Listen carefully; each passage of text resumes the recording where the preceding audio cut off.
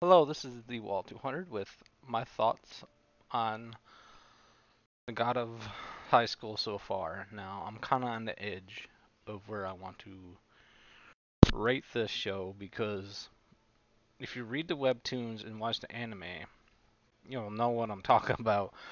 But I read ahead, which I thought I read ahead at least.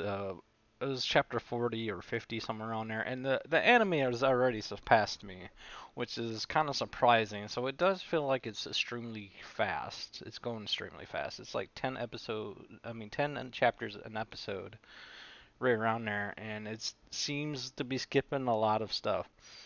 Especially in the webtoon, if you read the webtoon, it seems to skip a lot of stuff, especially the side characters and story elements and plot, a little bit of the plot, and more so of the character development. And that's just unfortunate because I wish they included a lot of stuff that should have been in the anime to make this more interesting thing to watch, and it doesn't for some odd reason. I know it's focusing on the fighting, which is great. They do an amazing job, I think.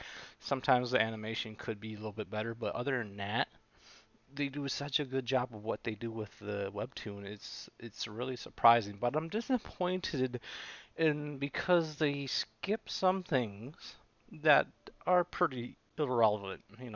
They don't need to include some stuff, but they do skip a lot of stuff that has to do with character development and the plot, and that's really unfortunate. So I was having a hard time to really decide where I wanted to rate it, and I think a 6 out of 10 is fair because what they do with what they have is really great, but they're missing so much of it. It's really disappointing, and especially if you both read the webtoon and watch the anime. And it just feels so fast paced, it's unreal. And now there's a split in the community whether it's going too fast or it's the right pace or not. And to me, it just feels so fast. And if you don't think that, that's fine. I think it just feels so fast. It's unreal. I'm just like, slow down. I want to know some of the backstory like the webtoon covered, and they're not covering that. And that's just really too bad. And what they do with it is really good, but I don't know.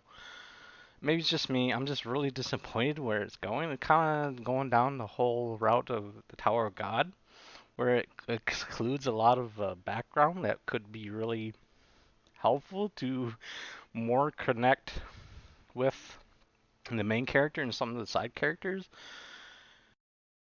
And some of the stuff they really do skip is kind of non-essential anyway, sometimes. Sometimes. There's a lot of stuff I wish they included, but they just didn't for whatever reason. Maybe they just really want to focus on the fighting, and that's fine if you want to like those kind of animes. Just focus on fighting. Kind of like Baki.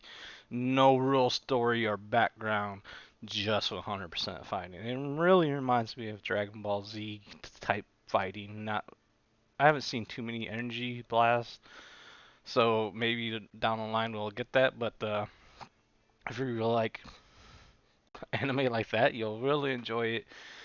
But unfortunately for me, it just falls short with a lot of story elements. I think they should have included, but didn't, and it just falls short with me. Thank you for listening. Right, comment, subscribe.